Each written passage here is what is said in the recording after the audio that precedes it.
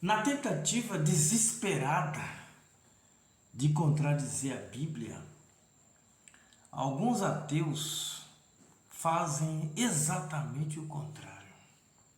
Ao invés de contradizer, apoia, aprova a Bíblia. Mas infelizmente eu tenho que dizer que algumas outras pessoas com pouco preparo ou sem nenhum preparo acabam com isso caindo da fé. Nesse vídeo eu mostrarei 4 situações que eu considero principais, 4 pontos de confirmação da Bíblia pela fala dos próprios ateus. Mas antes de irmos para o assunto, eu gostaria de convidar você a deixar o like nesse vídeo e a se inscrever se não for inscrito. Tá bom? Combinado? O primeiro ponto é o Êxodo. Você sabia que o Êxodo é confirmado várias vezes pelos ateus, sem que eles percebam?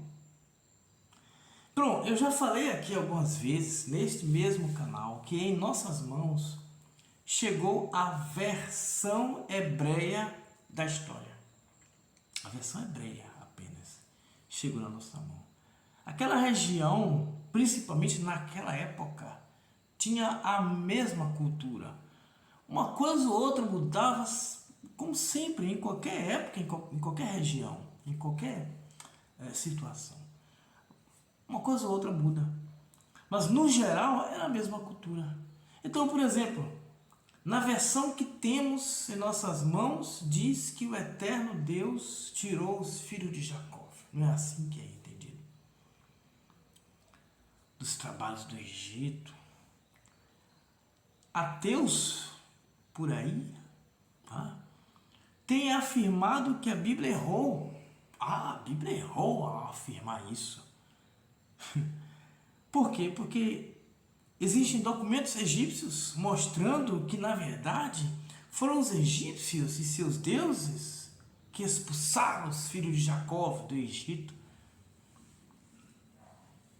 Mas, na verdade, são pontos de vista diferentes. Não deixa de ser isso. Eles vão dizer que isso aqui é um malabarismo. Não, se você parar e pensar, para nós chegou só uma versão da história. Não quer dizer que não exista outra. Expulsaram os filhos de Jacó, mas na verdade são pontos de vista diferentes. O que importa, na verdade, é que houve a saída de descendentes de Jacó. Houve a saída. Quer tenha sido a nossa versão, quer tenha sido na versão egípcia, isso pouco importa. Mas houve o êxodo. Então, para mim, isso é o que mais importa. Para mim, isso mais confirma a Bíblia do que destrói. E para você? Deixe sua opinião aqui.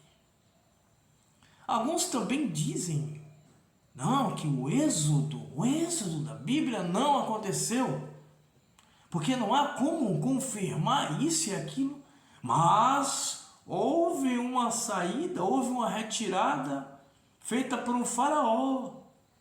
Não foi Moisés não, foi o faraó. Mas houve uma retirada de semitas de dentro do Egito, exatamente na época referida pela Bíblia. Ótimo, 1-0 para a Bíblia. O ponto ou o fato de número 2 acontece com o dilúvio. Dizem que não houve dilúvio, porque, entre outras coisas, o dilúvio seria um plágio de Gilgamesh.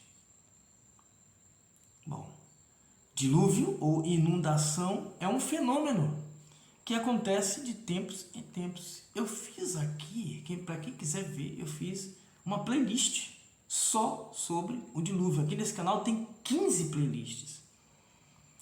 Então isso é um fenômeno que acontece no planeta Terra de tempos em tempos.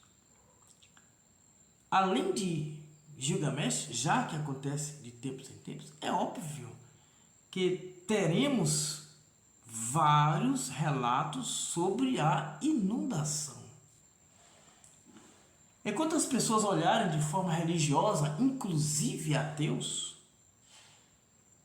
então enquanto as pessoas olharem de forma religiosa para o dilúvio ou para esta inundação, sempre haverá dúvidas então. Mas, se olharmos de forma natural, como por exemplo, se olharmos para a precessão que ocorre de tempos em tempos, se olharmos para o fenômeno da inversão dos polos que ocorre de tempos em tempos no planeta Terra, não teremos dúvida de que o dilúvio ocorreu. Não é isso interessante? Eu vejo até o mais preocupado com o urso polar, por exemplo, do que com a questão propriamente dita do dilúvio. Cada vez que eu assisto um vídeo ou uma live de ateus, eu fico maravilhado.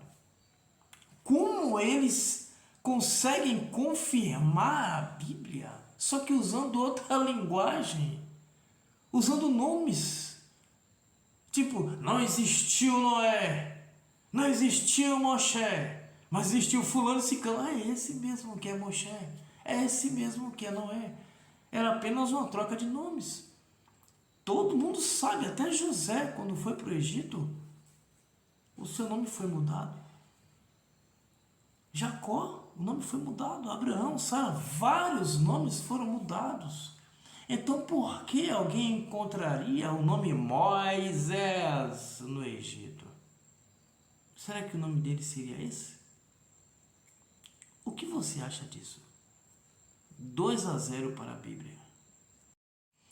O terceiro fato que eu vou apresentar para vocês, dos 4, o terceiro para mim é um dos mais interessantes, que é um livro inteiro, Bereshit, o Gênesis. O Gênesis, ou Bereshit, é um dos principais alvos dos ataques dos ateus. Eu fico maravilhado cada vez que eu ouço esses ataques. E o principal argumento é que Gênesis, ou Bereshit, é um plágio. É um plágio. Ai, que ótimo que é um plágio. Dizem que Bereshit é um plágio dos escritos egípcios, babilônicos, assírios, sumérios. De fato, nestas regiões temos versões diferentes do Bereshit. Mas espera aí.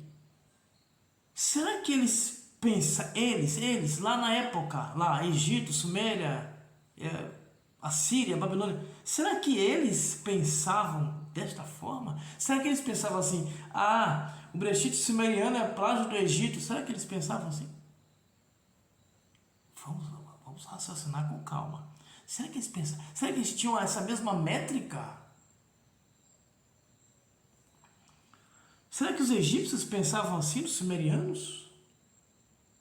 Será que os sumerianos pensavam isso do Egito? Que era uma métrica? Eu falei no ponto 1, tudo era a mesma cultura. Eles não pensavam assim. Ou será que as pessoas de hoje querem empurrar os seus conceitos de plágio para aquela região e para aquela época? O que você acha? O que é mais fácil? Achar que o egípcio pensava em plágio na Suméria, ou a Suméria pensava em plágio no Egito? É isso que é mais fácil pensar? Ou é mais fácil pensar que as pessoas de hoje querem usar a sua métrica, chamando-a de plágio, e querem empurrar para a região? O que você acha? Deixa nos comentários. Bom, eu vou dizer algo bem diferente aqui. Em várias cidades do Egito existiam Bereshites, vários Bereshit, e com versões diferentes, Eles não viam como plágio, eles não viam assim, temos Tebas no Egito plagiou Hierópolis, ou plagiou Heliópolis no mesmo Egito, porque tinham Bereshit diferente. Um plagiou o outro? Um plagiou o outro, então?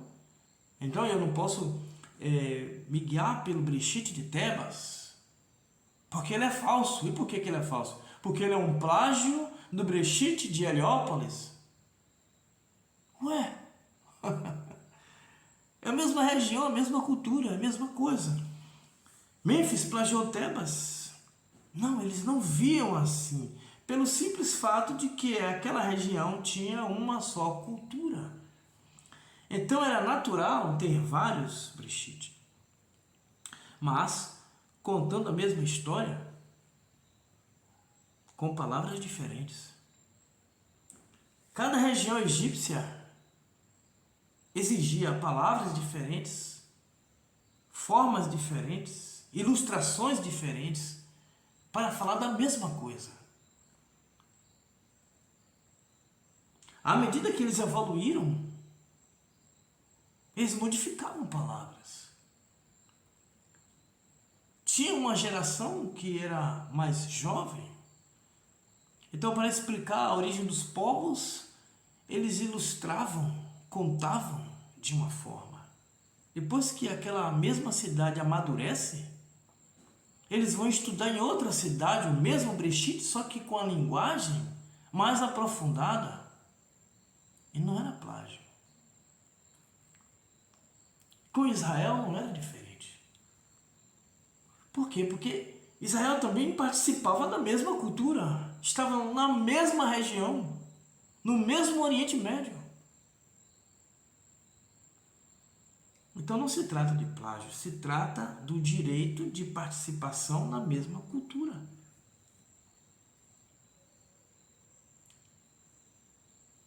Isso prova então, para mim, isso prova que Israel não criou o Brechite do nada. Eles não inventaram. Então, para mim, é mais uma prova da credibilidade do Brechite. Eu poderia ficar aqui durante horas falando da credibilidade do Brechite baseado na cultura. As pessoas querem atribuir ao Brechite uma espécie de plágio condenatório. Um não plagiou o outro. É a mesma história, que é modificada à medida que você evolui. Nós aprendemos, não sei nem se posso falar aqui no YouTube, mas nós aprendemos determinadas histórias na escola. E aí evoluímos e aprendemos essa mesma história, só que com palavras diferentes. Porque agora temos a capacidade de ouvir algo mais profundo. E era isso que acontecia no Egito. E era isso que acontecia naquela região. Então, não era plágio. Simplesmente é 3-0 para a Bíblia. O quarto ponto, eu até já fiz um vídeo específico sobre isso, mas eu vou mostrar ele aqui de novo. Isso sem falar da pedra moabita, com uma inscrição, essa aqui eu acho bárbara, é para fechar com chave de ouro.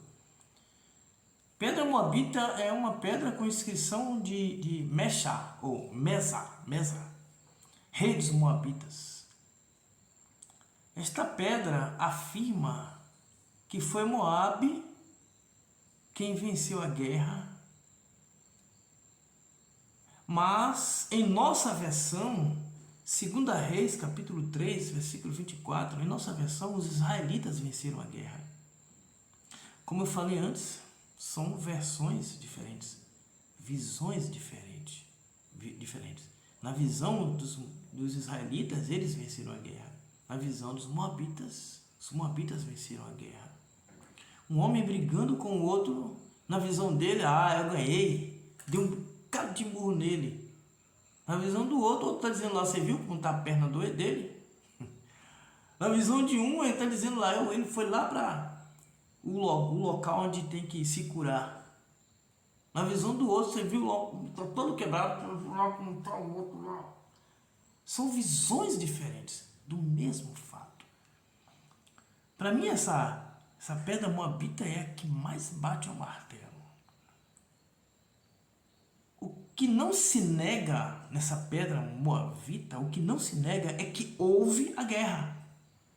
Então, mais uma vez, a Bíblia foi confirmada pela história e pela arqueologia. E olha que esse aqui é um livro de 2 Reis. Não detonaram Brexit. Não detonaram Devarim. Estamos em 2 Reis. Então, na minha visão, eu não sei se a sua visão é essa, cada vez mais é confirmada as histórias da Escritura. Temos sim que ter cuidado exatamente com a visão que nós temos da Bíblia. Isso temos que tomar cuidado, porque a versão que chegou para nós tem muita coisa pessimamente traduzida, mas a história em si é sim confirmada. 4 pontos que mostram que o ateísmo confirma a Bíblia. 4-0 para a Bíblia. E poderia ter mais pontos. Mas eu vou parar por aqui. Muito agradecido pela sua visualização. Um forte abraço. Meu nome é Jartov Benigir Rudá. Você está no nosso canal Pergunte a Jartov. Deixa seu comentário aí embaixo. Se não for inscrito, se inscreva. Deixa o seu joinha. Like. Não gostei do vídeo, dá o dislike. Mas deixa seu comentário. Compartilhe. E eu vou deixar, já está aqui escrito, o vídeo, o batismo oculto de Yeshua na Bíblia.